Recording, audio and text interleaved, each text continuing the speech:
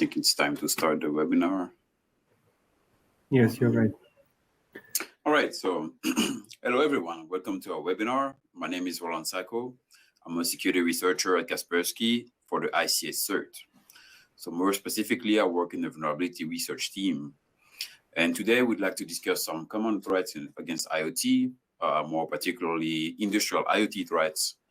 And before my colleague Andre dive into other areas. So Andre, I'll let you introduce yourself. Hello everyone, my name is Andrei and I work at Adaptive Production Technology, or just Aprotech, as a project manager. We are a subsidiary of Kaspersky, assisting enterprise in cybersecurity digital transformation. And today I'll talk about Kaspersky own operating system, our gateway based on it, and some of our project. All right, so, oh, sorry, got them mixed up. Yeah, so before we dive into some of the topics Andre will talk about, I kind of give a little introduction and an overview of the common weaknesses that we found in IIoT or IoT more generally. And we quickly go through some examples and including insecure standard and protocols. Then we end up with a few recommendations. Okay, let's get started. So that's a little overview of some typical IoT ecosystem. So no matter if it's industrial IoT or consumer devices that we also research in our daily work, you get pretty much the same thing. So you get devices over there to the left, be it sensors, actuators, and auto control devices. Most of the time, sensors or control devices capable of sharing this information in a smart way. That's the reason why we call it smart devices, and then being able to take decisions by themselves or remotely instructed. In order to do that, we typically have some sort of gateway, not necessarily, but most of the time we do. Then comes the cloud that plays a key role in extending the accessibility and storage capabilities. Eventually, you get a client application to that cloud. And along the way of all of these components, they typically rely on third-party components too, be it for communication protocols or other generic pieces of code. And this can be at different level. So we go back to that in the example that I will mention in a few minutes.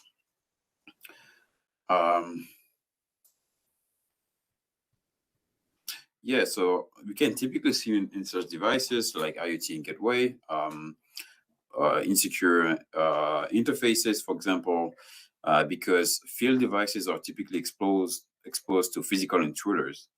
And a threat that is often overlooked is gaining access, physical access to those devices to tamper with through hardware interfaces or some other way.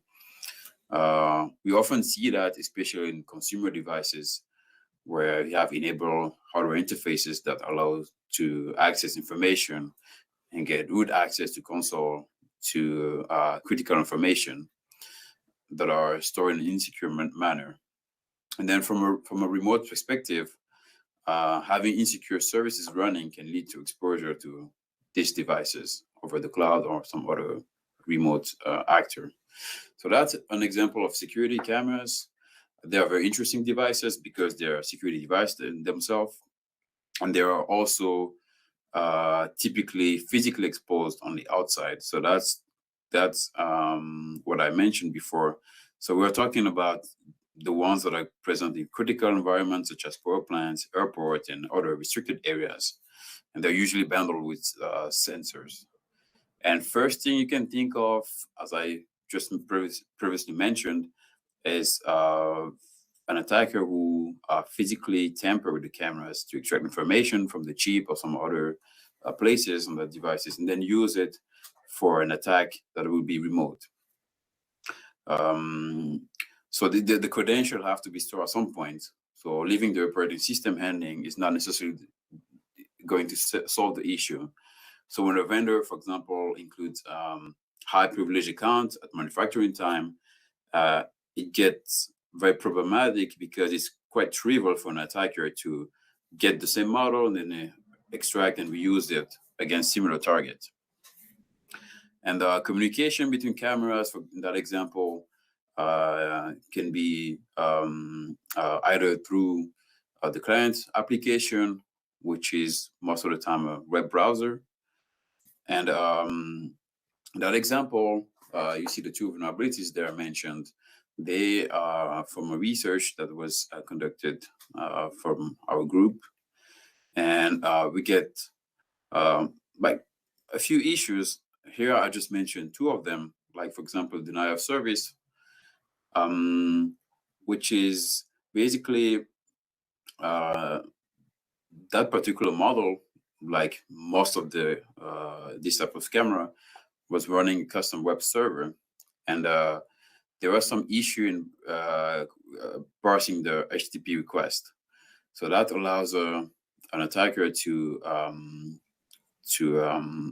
force restart continuously the cameras using a crafted request. As you all know, parsing is a very difficult task to make right. So this particular device, they use a specific communication protocol with a set of defined commands mapped to actions. And these actions required different privilege levels. And for example, accessing the configuration settings or the video stream does have some requirements in terms of privilege. And obviously, these are not the same if you want to access the login page or access the configuration or access the video streams. They should be different. And we also saw some other issue in requesting, being able to request some privilege actions without being authenticated. So in that case, it's also because it's very difficult to get it right. We have such devices with tons of different commands, which introduce a lot of complexities and a lot of parsing. And as I said, especially in low-level languages, it's very difficult to make right. So this particular vulnerability were very quickly to be fixed by the vendor, by the way. Yeah, again, if they happen to have non-encrypted communication channel, this also allows an attacker to tamper data or conduct a denial of service attack. So feel free to just like go through the CVEs. You'll get the reference to in our website from the ICA cert, and if you're interested in seeing more detail on that. Also, I'd like to talk about some vulnerable standards and protocols. So when we talk about IoT, automation, and some other things, if you have like many different vendors in the wild for automation, and they come up with, just like the example that I previously mentioned, they come up with their own protocols, there's a need for unifying and standardizing of everything in order to be able to, for a customer to use different brands and different equipments and have them working together with no issues. And that's exactly what OpenCDA was made for. Like very long time ago, I was even born, but OpenCDA access is a standard that provides specification for communicating real-time data from different devices. And although it was very great at the time, looking back now, we can find a few issues to it. And by essence, it doesn't have any encryption by default, and it's lacking a lot of security features. It's basically based on Microsoft DCOM and RPC, which is historically known for having some issues. And as people that are that already had experience with DCOM, they know that it's very difficult to make it right, to have some secure configuration. You can see the last couple of decades, a bunch of vulnerabilities are related to either RPC and DCOM from Microsoft. And of course, as OpenCDA is based on that, it inherits automatically all the vulnerabilities. But for compatibility issues, there are still, you can still find equipments using this protocols. And then about 15 years ago came OpenCUA. So it came up to improve and replace the legacy OpenCDA with added security features, and it also platform independent, have SDKs for many languages, and security becomes very easy. I mean, at least way easier to handle with certificate and some other encryption means.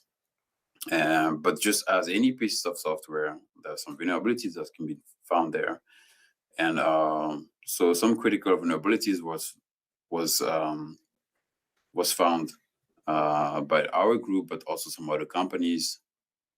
By the years, we have a very detailed report on our website, which includes the vulnerability description of the vulnerability itself, but also the methodology that our colleague used in order to identify those.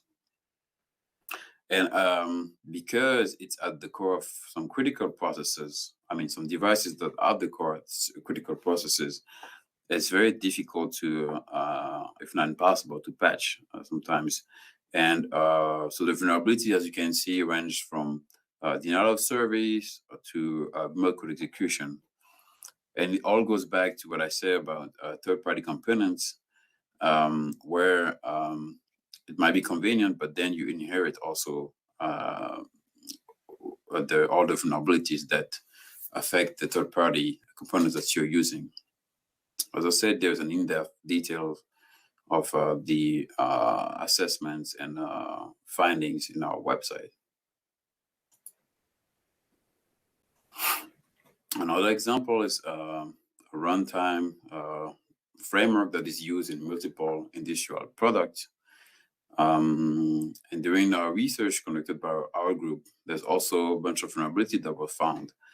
Some that breach confidentiality, just like the CV to the bottom left, the 25.180. Although encryption was used in communication, we saw earlier that encryption might be, the lack of encryption might be an issue, but in that particular case, they were using a hard-coded key, which rendered encryption not very useful for that matter. And also there was some remote code execution found in this particular product. And the issue here is that, again, these technologies are at the core of many vendor products, and having such impactful, I mean, such a vulnerability in such an impactful components have some like effect on like many different vendors' product, and it makes it very difficult for, I mean, more difficult to get fixed on the end device. And talking about, let's not forget that some commonly used protocols are not necessarily secured by default. Two examples are the ones that require some extra steps in order to have communication in a secure way. So, for example, an MQTT broker can set some security mechanisms, but it's not the default behavior. So, for example, they can enforce client ID prefix in order to make sure that any clients that want to communicate through that gateway must have a client ID that starts with a certain pattern, and also can ask for authentication via username, password, or certificate. But we have to keep in mind that in that specific example, there are clear text protocol. So everything that is sent, including authentication via password, is in clear text. So it's essential to add the encryption via TLS, for example, that is also can be done with MQTT, most of the MQTT libraries. And also, same thing for Modbus TCP, which originally is not encrypted, but nowadays there's a secure version that just basically encapsulates the TCP packets into TLS. So that makes it add an extra layer of security. But then one needs to make sure that the other endpoints are also using the same version. So that's important to have everything that works on the same level. So takeaway, so as we saw, writing secure pieces of code like protocols from scratch or server or some other things is error prone and bug prone. Then turning into third-party components can obviously relieve the workload and the risk, but at the same time, it may introduce some other risks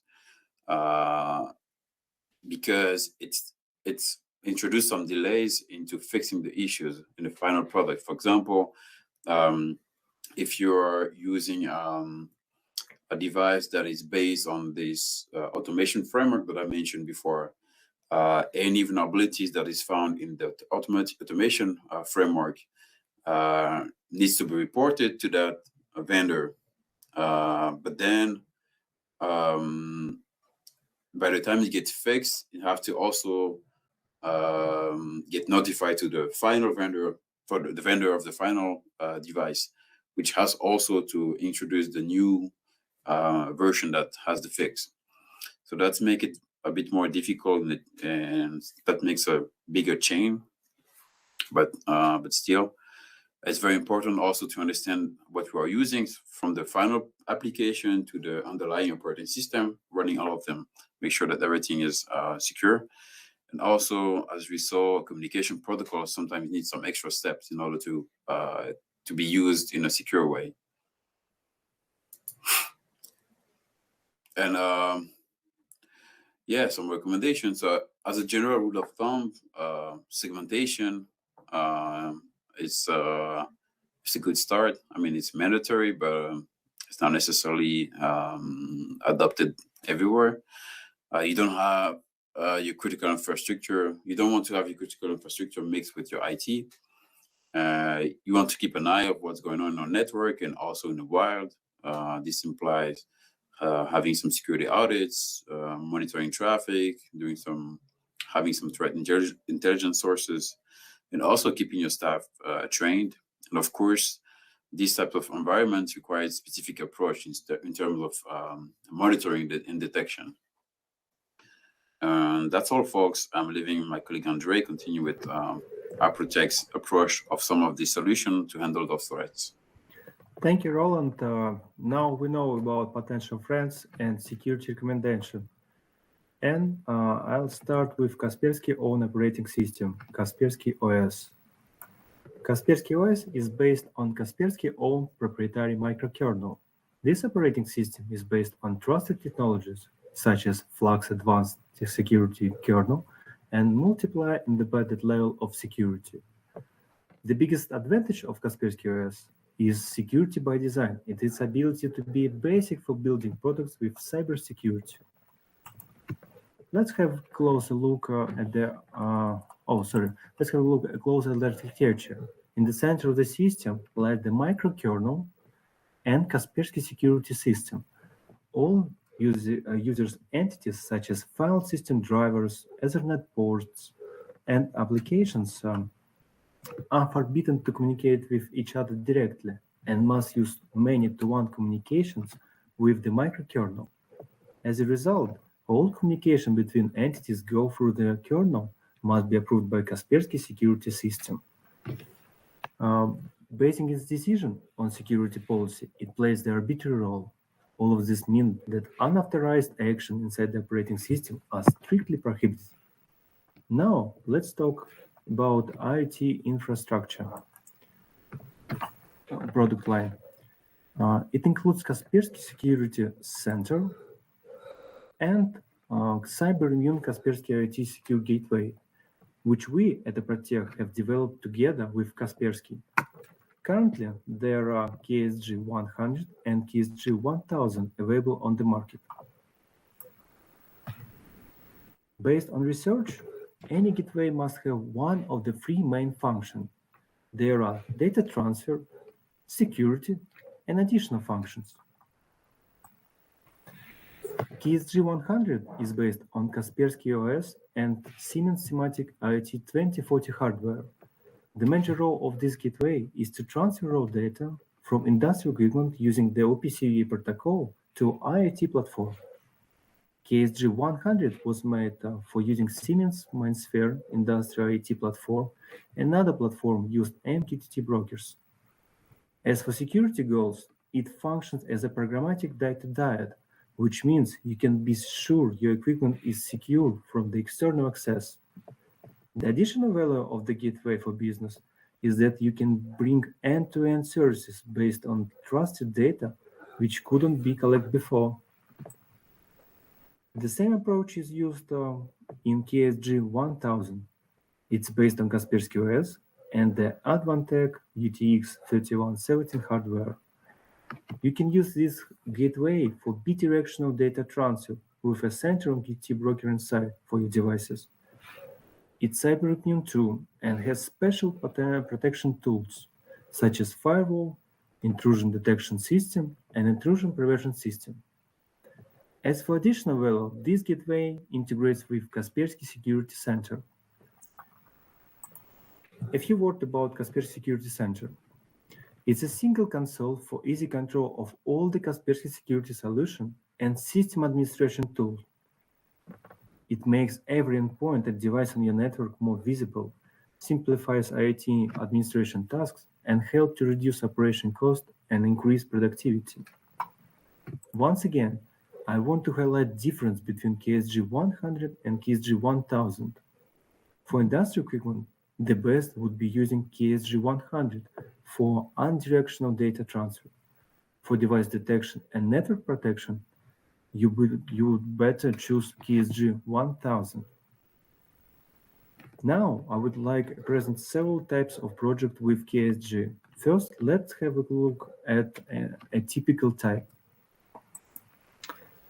You can see the typical industrial architecture. I will describe it from the bottom to the top. The first level is the field level with installed devices and sensors. The next one is the level with a controller, which is collecting data. Next, the SCADA level for monitoring, and finally, the enterprise network for business services.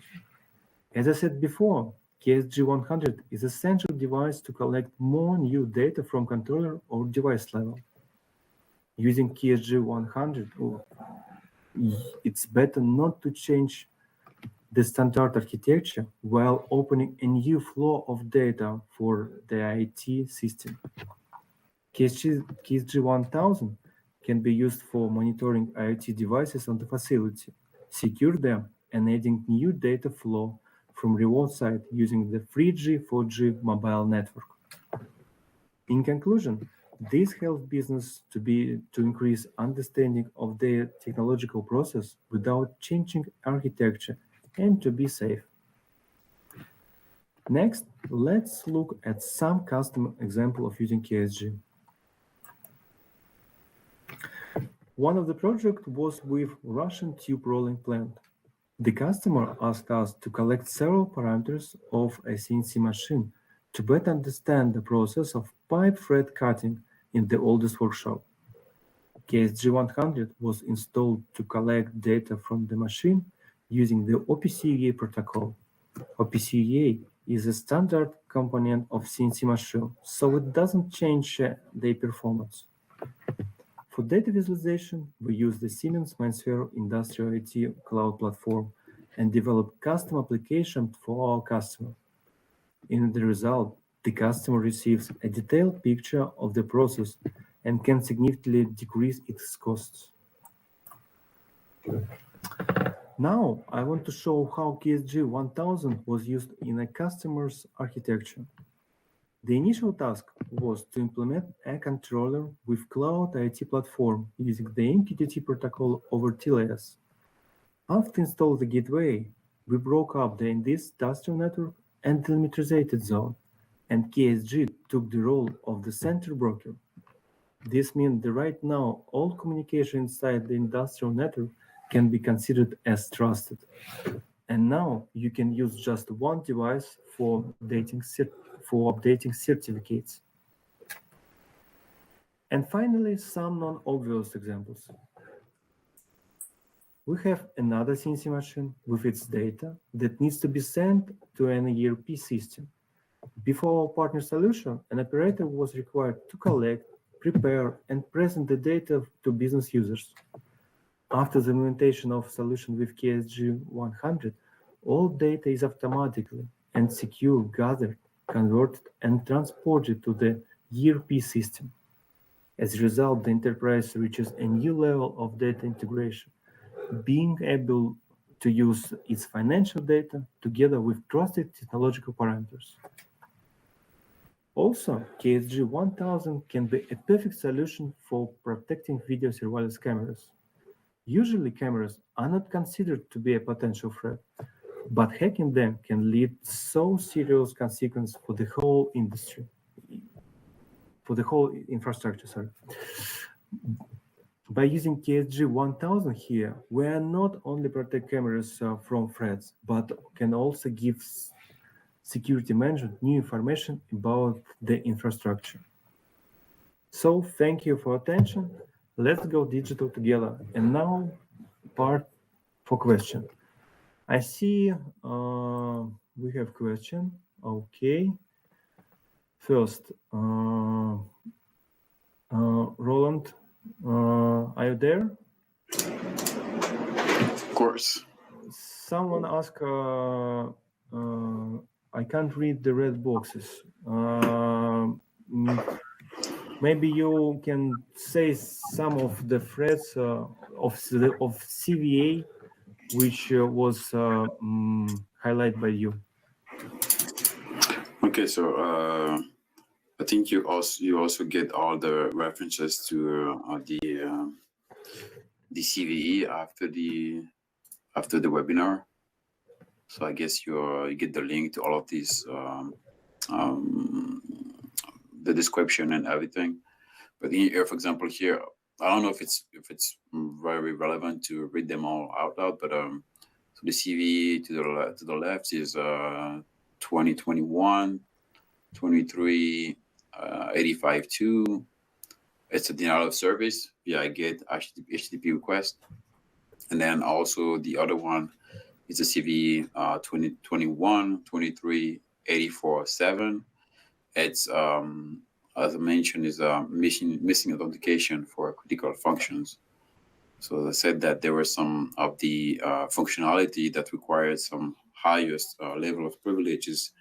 And then we identified some of them were not requiring any type of authentication before using them. And thank you, Roland. Yeah. For the rest of them, you'll get the list of all the link with description of the vulnerabilities, I guess. We have another question about. And I can read it. Would I ever be subject to attack like MITM or RCA vulnerabilities if I use certificates? Don't they make the system secure? Yeah. So, question is basically if using a certificate protect against mine in the middle or RC vulnerabilities. For mine in the middle, yes, because you basically use a mechanism that allows you to encrypt information and also authenticate the user. I mean the endpoint that communicating with you, so you make sure that no one is impersonating one of the endpoint. And or regarding RC vulnerabilities, using certificate will not protect you against RC vulnerabilities. If a server is vulnerable, it will not help you to use RC vulnerability unless the vulnerability is part of the application logic, and in order to trigger the application logic, you have to be authenticated, and then if you're not authenticated via the certificate, you cannot trigger that vulnerabilities. But that's a specific case. But generally speaking, no, it doesn't help. It's not the goal to prevent against any type of vulnerabilities like this. Thank you, Roland. Oh, another question. What is the difference between COS and Linux? I think calls it Kaspersky OS. Yes, I can answer to this question. Linux is the common operating system with the big kernel. If I remember right, 100,000 lines of code inside this kernel, which means you can control all things directly. And Kaspersky OS use another approach. It uses small micro kernel with additional tool inside this kernel, Kaspersky security system, and use policy for check all communication inside the entities. So the biggest change, the main change between KSG and Linux, they have different approach, and Kaspersky OS is the best to choose if you want to be secure. Okay. If you have additional question, you can send to us. Okay. Next question. What platform can be used apart from MindSphere? Oh, if you choose KSG 100, this is MindSphere and another platform which support MQTT protocol. For KSG 1000, you can use any platform because this is a network device and it can use any protocol inside the network. So I think I asked for this question. Next, if there is an RC vulnerabilities, what are the benefits of having Kaspersky OS? Roland, can you answer for this question? Yes, of course. So Kaspersky OS has some mechanisms that allows to control and protect communication between different processes, and then if a vulnerability happens to be in one particular process, then it becomes difficult for an attacker to move to another process or to spawn a new process. So will help in the fact that such a vulnerability will become pretty useless in principle. Thank you.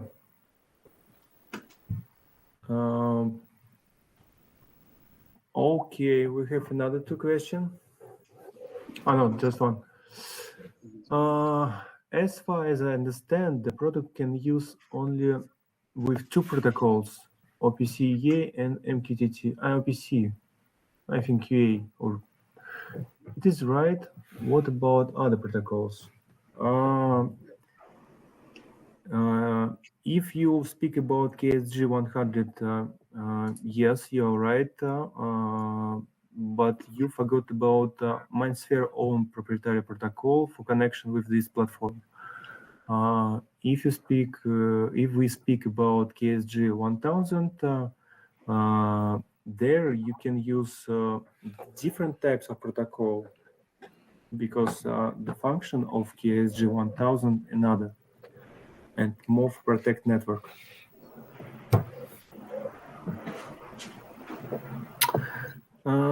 Okay, I think this done.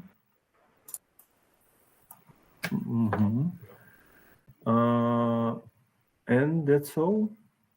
No question.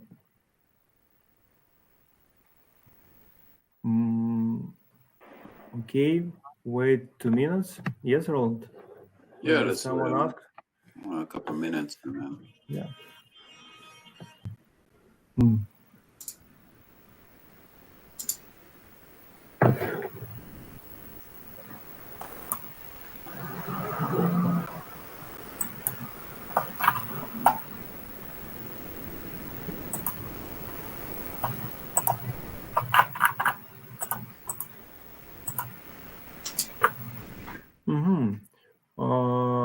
attachment, you can find some links. I see about OPC security analysis, practical example of using OPC application. ASAPVN, research on the security of ISAGRAF runs. This is a graph. Yeah, this is a graph runtime. And advisories. Okay. So it's basically from the website of the ICA CERT, and there you can find amongst blog posts and article and some advisories about all the vulnerabilities that have been reported, and then some of them that I've mentioned during the talk. And then yes, there's the research papers on OPC UA and EasyGraph that you can go through with in-depth explanation of all the pieces of this components, and the vulnerabilities also pretty well detailed.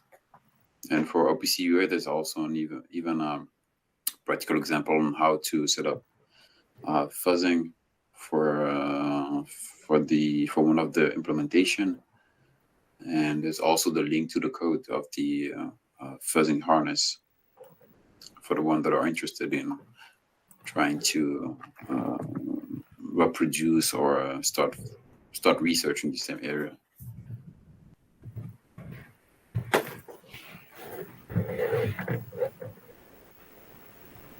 Okay. You know, Ron, today we have a really good auditory. They don't have more questions. I think Either it was all clear or it was not clear at all. But yeah, hopefully you get the links and you can get through all of this. That'll be more clear. So we can finish right now and say everyone bye. Yes. All right, thank you for attending. Bye-bye. Thank you for coming and see you next.